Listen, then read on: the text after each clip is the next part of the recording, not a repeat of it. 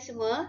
Okey, seperti yang cikgu janjikan, cikgu akan buat video untuk perbincangan jawapan peperiksaan awal tahun kertas sains tingkatan 3. Okey, sebab kita tak sempat nak bincang dalam kelas, jadi cikgu buat video untuk perbincangan bagi soalan section B dan section C sahaja. Okey, kita teruskan. Okey, macam yang kita tahu, soalan section B terdiri pada 5 soalan. Okey, yang mana menggunakan soalan struktur mudah. Okey, contohnya macam soalan pertama ni, soalan labelkan. Okey, so soalan yang pertama, Raja 1 menunjukkan sistem respirasi manusia. Okey, namakan sistem struktur sistem respirasi ini. Okey, so yang pertama, okey, nama dia ialah trachea. Okey, yang kedua alveolus. Okey, yang ketiga bronchus. Dan yang keempat ialah diafragma. Okey, so jangan risau kalau soalan macam ni dia akan bagi jawapan. Okey, so soalan ni pun dia ada bagi jawapan. Kamu cuma kena pilih jawapan yang betul dan ramai yang betul soalan ni dapat 4 markah yang penuh. Okey, bagus. Okey, soalan nombor 2. Raja menunjukkan bagaimana sinar cahaya dari objek jauh difokuskan oleh kanta mata dua orang murid berbeza. Okey, yang pertama tuliskan benar atau palsu. Okey, so salah satu soalan yang terdapat dalam bahagian B ialah tandakan right, okey, ataupun pangkah. Okey, ni murid X. Okey, so sebenarnya kalau mengikutkan murid X ni, dia tiada kecacatan. Okey, manakala murid Y ada kecacatan, iaitu sinar cahaya tak dapat difokuskan. Okey, tak dapat difokuskan ke retina. Okey, so jawapan yang pertama, murid X dapat melihat objek jauh dengan jelas. Okey, so betul. Sebab dia tiada kecacatan. Okey, benar. Murid Y melihat objek jauh sebagai kabur. Okey, betul sebab dia mengalami rabun jauh. Okey, murid X mengidap rabun dekat. Okey, salah sebab murid X tidak mengalami kecacatan. Okey, soalan B, namakan kecacatan penglihatan yang dihadapi oleh murid. Okey, murid apa dia tak bagi tahu lah murid apa kan. So yang mana yang cacat? So murid Y yang cacat. Okey, so jawapan dia rabun jauh. Okey, so semuanya 4 markah. Okey, dan ramai juga yang betul semua. Soalan 3. Rajah 3 menunjukkan struktur jantung manusia. Lebarkan rajah di atas menggunakan perkataan yang diberi. Okey, dalam soalan dia dah bagi jawapan. Okey, so yang pertama, kedudukan dia dekat sini. Okey, ni sebelah mana? Sebelah kiri ke kanan? Okey, ni sebelah kanan kan? Ini sebelah kiri. Okey, macam cikgu kata bila nak jawab soalan jantung, kamu kena tahu dulu mana kiri, mana kanan. So sebelah kanan untuk bawa ke peparu, ini ialah arteri pulmonary. Okey, manakala darah yang masuk ke jantung dikenali sebagai vena cava. Okey, ini yang berada di sebelah kanan. Okey, yang di sebelah kiri, okey, yang membawa darah keluar. Membawa keluar namanya aorta. Dan yang keempat adalah bahagian bawah. Okey, apa nama dia? Ventricle kiri. Sebab ventricle duduk bawah dan di sebelah kiri. Okey, so sama juga 4 markah. Okey, seterusnya. Carta pie di bawah menunjukkan komposisi udara. Labelkan X dan Y. Okey, so X dan Y. Okey, Y ni paling banyak. 78%. Okey, X yang kedua terbanyak iaitu 21%. Okey. So apakah X dan Y? X ialah gas oksigen dan Y ialah gas nitrogen. Okey, antara berikut yang proses manakah yang hanya berlaku dengan kehadiran X? So kamu kena tahu X tu dulu. Kalau kamu tak tahu X tu apa, susahlah nak jawab kan. Okey, so oksigen diperlukan untuk apa? Okey, adakah perlu untuk respirasi? Ya. Pembakaran? Ya. Fotosintesis? Tidak. Okey, so 2 markah di atas dan 2 markah di bawah. So semuanya 4 markah. Okey, dan soalan akhir yang kelima untuk section B. Okey, sampel darah. Namakan komponen-komponen darah dalam rajah di atas. Okey, kita ada P, Q, R, S. Okey, P. P ialah berbentuk dui cekung. Okey, iaitu sel darah merah. Okey, ni dia suruh sesuaikan Okey, Q. Q ditunjuk kat siapa? Tunjuk dekat cecair. Okey, so Q ialah plasma. R, sel yang terbesar dalam komponen darah. So R ialah sel darah putih. Dan S ialah pecahan sel iaitu dikenali sebagai platelet. Okey, so 4 markah. Kalau betul semua baru dapat 4 markah. Okey, seterusnya untuk section C kita ada 6 soalan. Okey, setiap soalan membawa 10 markah. Markah dia 10 markah. Okey. So soalan untuk section C macam biasalah dia akan ada struktur panjang Okey, ada soalan yang pendek, ada yang panjang. Okey, contoh yang pertama. Okey, rajah 6.1 menunjukkan seorang pelajar sedang menendang bola.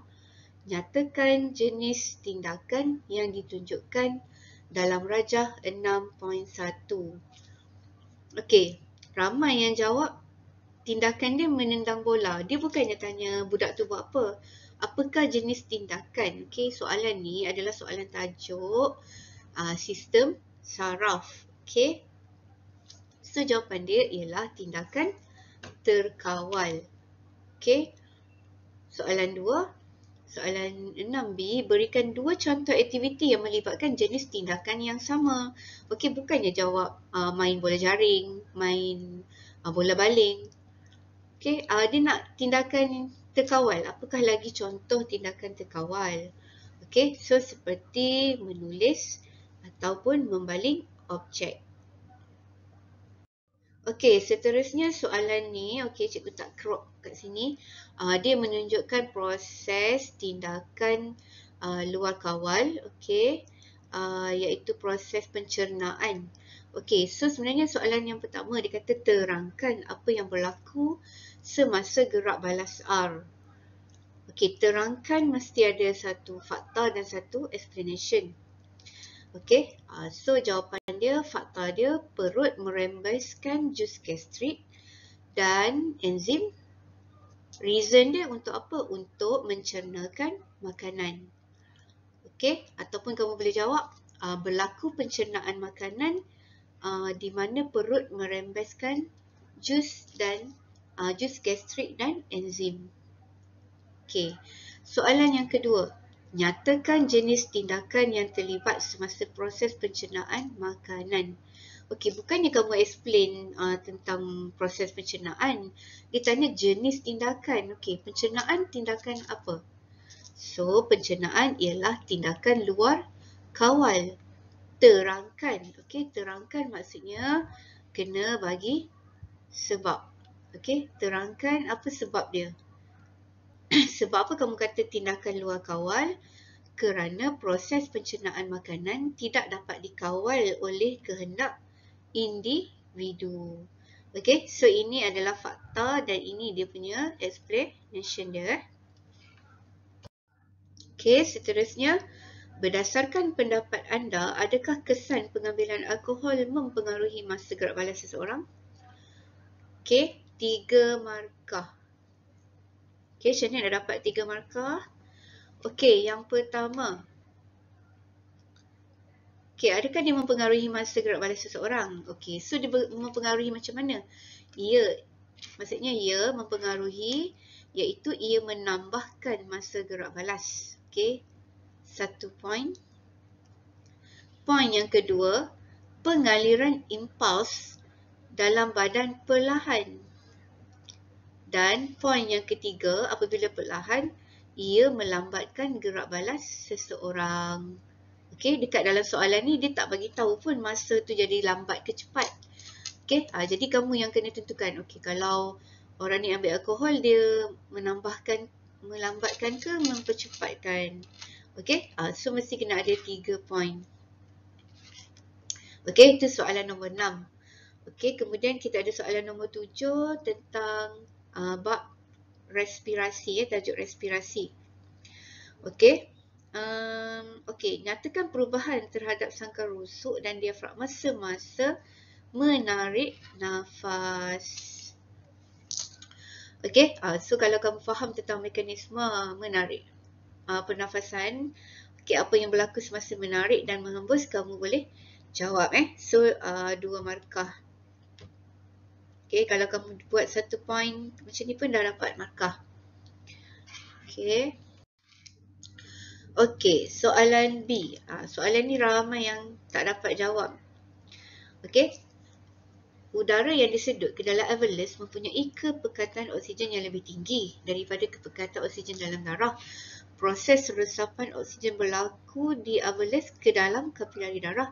Terangkan proses itu. Maksudnya kita kena bagi sebab kepada ni, penerangan dia ni. Okey, so macam mana nak jawab? So, jawapan yang pertama, okey, kepekatan oksigen dalam alveolus lebih tinggi daripada kepekatan oksigen daripada dalam kapilari darah. Okey, menyebabkan gas oksigen akan meresap. Okey, kenapa berlaku tadi? Sebab pergerakan gas ada berlaku daripada kawasan berkepekatan tinggi akan bergerak ke kawasan berkepekatan rendah. Okey. Kemudian apabila masuk dalam kapilari darah, dia akan bergabung dengan hemoglobin untuk membentuk oksihemoglobin. Okey. So maksudnya kamu bagi sebab kepada penerangan dia. Okey. Dan soalan C pun ramai yang salah. Okey. Adaptasi struktur alveolus meningkatkan kecekapan dan memaksimumkan pertukaran gas dalam badan manusia. Nyatakan adaptasi struktur alveolus. Okey, kena bagi jawapan yang penuh lah. Okey, kamu tahu dia nipis. Okey, kamu tahu nipis. Tapi apa yang nipis? Kenalah bagi tahu dinding yang nipis. Okey, baru dapat 1 point. Yang kedua, dinding alveolus sentiasa lembap. Okey, ramai yang jawab nipis, lembap, luas permukaan besar. Okey, ataupun besar. Kamu kena bagi tahu apa benda dia. Okey. Poin ketiga, luas permukaan besar.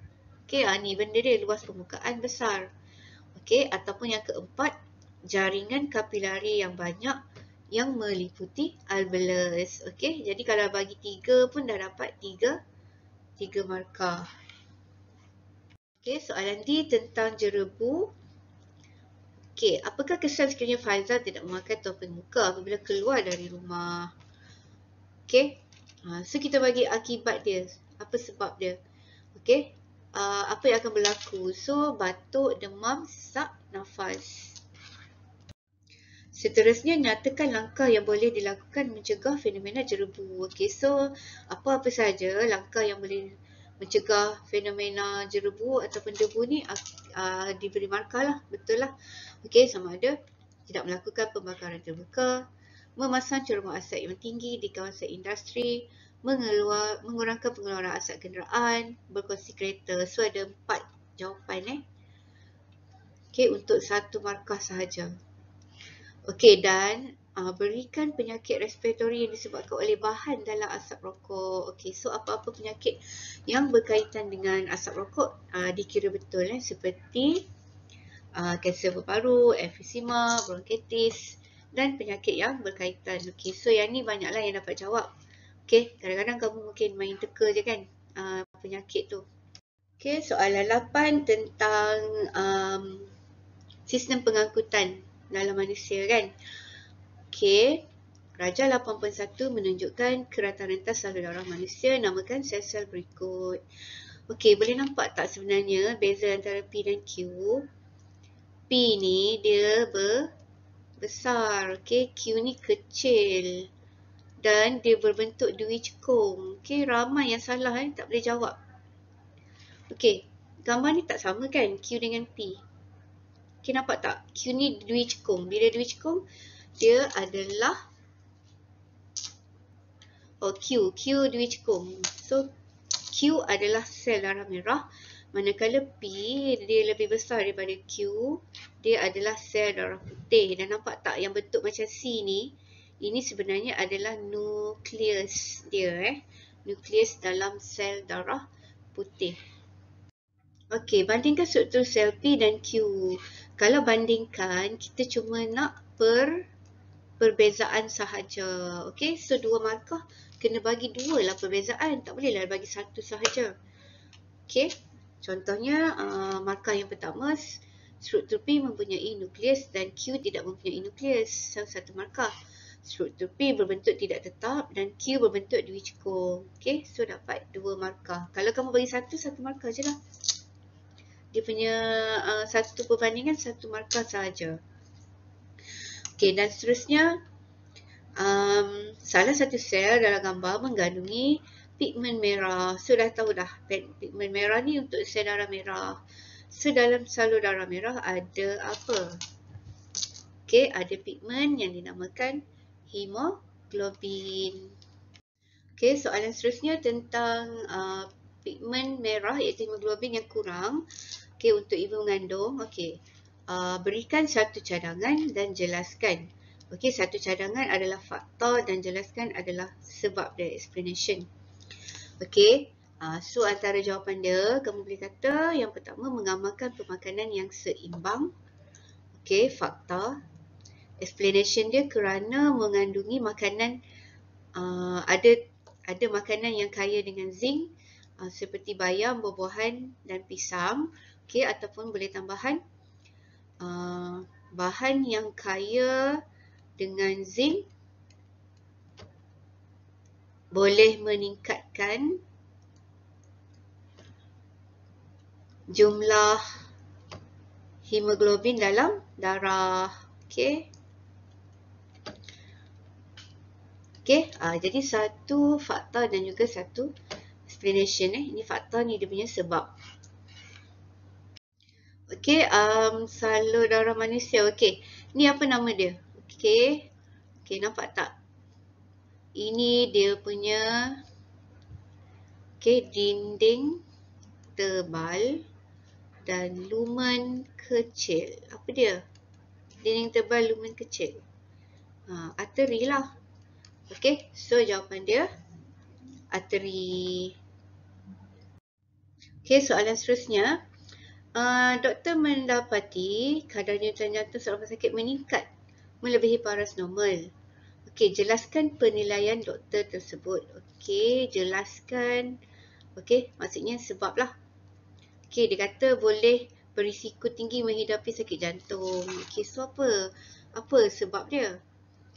So, sama ada kamu kata kerana terdapat salur darah yang tersumbat ataupun injap jantung sempit kan? Okey, sebab tu lah dia punya tekanan dia tinggi. Okey, dan boleh menyebabkan penyakit jantung. Okey, ini satu markah ataupun ini satu markah. Okey, yang kedua, cadangkan satu nasihat yang boleh diberikan oleh doktor kepada pesakit itu. Okey, sama ada mengamalkan gaya hidup sihat, mengurangkan pengambilan makanan tinggi garam dan kolesterol, dan juga melakukan senaman secara berkala. Okey, salah satu jawapan akan membawa satu markah. Okey, soalan seterusnya berkaitan dengan rangsangan tumbuhan. Okey. Apakah jenis rangsangan bagi tumbuhan dalam Rajah 8? Okey, nampak tak ni? sulur paut. Okey, sulur paut adalah rangsangan yang berkaitan dengan sentuhan.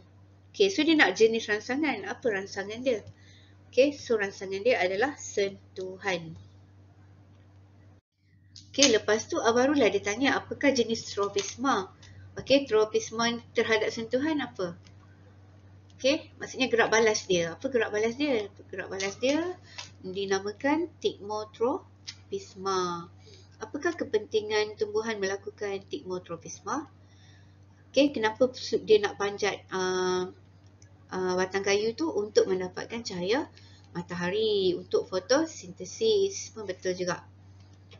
Okey, nyatakan keadaan sulur paut selepas 2 minggu. Okey. So, bahagian sulur paut tersebut memanjat kayu dan batang pokok ke arah atas. Okey, yang penting dia mesti naik atas. Dia bukannya sulur paut tu pergi ke bawah ke. Dia mesti naik atas sebab nak dapatkan cahaya matahari. Okey, lukis arah pertumbuhan sulur paut bagi tumbuhan tersebut selepas 2 minggu. Okey, kamu boleh lukis terus dekat rajah tu. Okey, cuma sulur paut tu kamu buat dia melilit. Melilit batang tu Okey, yang penting dia ke arah atas dan kena labelkan. Okey, kalau apa-apa lukisan mesti kena label. Okey, soalan D. Nyatakan satu lagi jenis tropisma dalam tumbuhan. Okey, apa-apalah jenis tropisma, gerak balas tumbuhan yang lain yang kamu tahu. Okey, sama ada kamu nampak foto tropisma adalah untuk mendapatkan cahaya matahari. Ataupun kamu tahu hidrotropisma untuk mendapatkan air dan garam mineral. So, salah satu ni dapat 2 markah. Okey, sebab jenis dan kepentingan. So, 2 markah. Okey, soalan seterusnya dia nak kamu buat prosedur. Okey. Okey, kalau kita macam eksperimen, prosedur. Okey. Syarat dia mesti kena ikut turutan Kamu tak boleh buat kalau A dengan B, kamu buat B dulu baru A. Okey. So, dia dah bagi dah yang pertama, tuangkan air ke dalam bikar sehingga 1/3 penuh. Okey, eksperimen ni kita dah buat kan? Okey, dah lepas tuang air, sebenarnya kita kena buat apa? Letakkan kasar dawai dulu kan? Kat atas bikar. Kemudian, kapas lembap di bahagian atas bikar. Okey, so 1 markah. Letakkan anak benih di atas kapas lembap. 1 markah. Dan markah yang ketiga, letakkan bikar di kawasan yang terdapat cahaya matahari dan suhu yang sesuai. Okey, baru dapat markah penuh. Kalau kamu cakap yang pertama letakkan kasar dawai. Yang kedua kapas lembap. Yang ketiga anak benih. Memanglah 3 prosedur tapi 2 markah sahaja sebab yang last kali tu kamu tak buat isi yang akhir tu. Okey, jadi kalau setakat sampai kapas lembap, anak benih atau kapas lembap ni dapat 2 markah je lah. Okey, mesti kena lengkap dan ikut turutan. Okey, soalan nombor 10 tentang struktur mata. Okey, soalan ni ramai yang salah lah, tak dapat nak jawab dengan betul. Okey, mungkin disebabkan gambar rajah tu pun okey, susah kan nak pastikan dia punya anak panah dia ni. Okey, so sebenarnya P ialah retina dan Q yang warna kelabu ni ialah saraf optik. Okey, P ni yang dekat hitam ni retina. Okey, Q saraf optik. Seterusnya dia tanya apakah R pula. Okey, apakah fungsi R? Dia tak tanya R, dia tanya fungsi R. Okey, so sebenarnya R tu adalah lapisan koroid. Okey, so fungsi dia mencegah pantulan cahaya dalam mata ataupun membekalkan oksigen dan nutrien kepada mata. Okey, itu adalah function untuk koroid.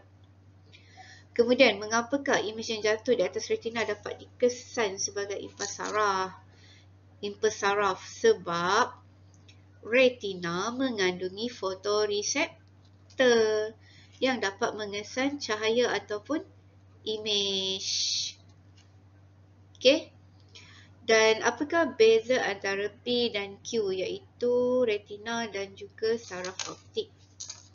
Okey, so bezakan, kita nak perbezaan sahaja dan 1 markah. Kita bagi 1 je lah.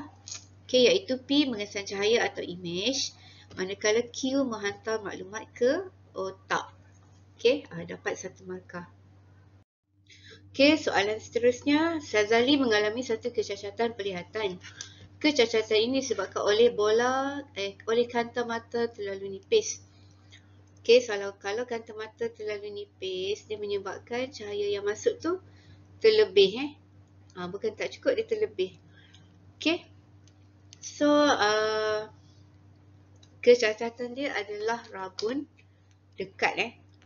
Dan cara untuk mengatasi dia kena guna kanta cembung. Okey. Sama ada spek mata ataupun kanta lekap. Tapi kena gunakan kanta cembung supaya cahaya ni dia kena betul-betul balik dekat bola mata, dekat retina. Okey, dan soalan seterusnya, terangkan bagaimana penglihatan seekor tikus membantunya dalam kemandiran spesies. Okey, maksudnya bagi sebab. Okey, sebab penglihatan tikus boleh membantu dalam kemandiran spesies. Okey. So, jawapan dia yang pertama, tikus mempunyai penglihatan monokular. Okey, explanation dia, medan penglihatan adalah luas dan membolehkan tikus mengesan kehadiran musuh dari mana-mana arah. Okey, so yang mana sesuai boleh dapat 3 markah. Okey, dan soalan akhir sekali, nombor 11. Tajuk respirasi lagi. Okey, dia mengalami diafragma patah. Okey, apakah kesan diafragma yang patah terhadap mekanisme pernafasan? Okey, yang penting kita dah tahu diafragma ni penting. Diafragma penting dalam mekanisme pernafasan. Okey, kalau diafragma tu patah, apa yang berlaku? So, mestilah kesukaran bernafas ataupun sesak nafas. Okey, kemudian didapati pada peparuh mangsa tu ada tompok-tompok hitam. Okey, nyatakan punca kehadiran tompok hitam ini. Okey, so sebenarnya kalau kamu jawab merokok pun dah betul dah. Okey, maksudnya orang ni dia sebab dia merokok. Okey, kalau lagi bagus kalau kamu tahu sebab dia ada tar tembakau. Okey, tapi sebab asap rokok ataupun merokok pun dah betul dah. Okey, dan soalan C, okey, dia bagi pernyataan perokok yang merokok di tempat terbuka seperti restoran akan dikenakan denda. Wajarkan pernyataan di atas. Okey, wajarkan ni bukannya nak jawab wajar tidak wajar. Wajar dengan tidak wajar tu tak ada markah pun. Okey, tapi wajarkan ni maksudnya kita rationalkan dia. Okey, ataupun sebab. Okey, kenapa buat macam ni? Kenapa kena denda? Apa sebab dia? Okey, so jawapan dia kerana perokok tersebut menyebabkan orang lain akan menyeduk asap ataupun udara yang tercemar. Okey, ramai juga yang jawab menyebabkan perokok pasif kan. Perokok pasif ni orang yang tak merokok tapi dia sedut asap rokok. Okey, so 1 markah sahaja. Okey, kemudian dia bagi jadual. Okey, orang yang merokok dengan bukan perokok. Okey, orang perokok ni tekanan darah dia tinggi. Bukan perokok, tekanan darah dia biasa ataupun rendah.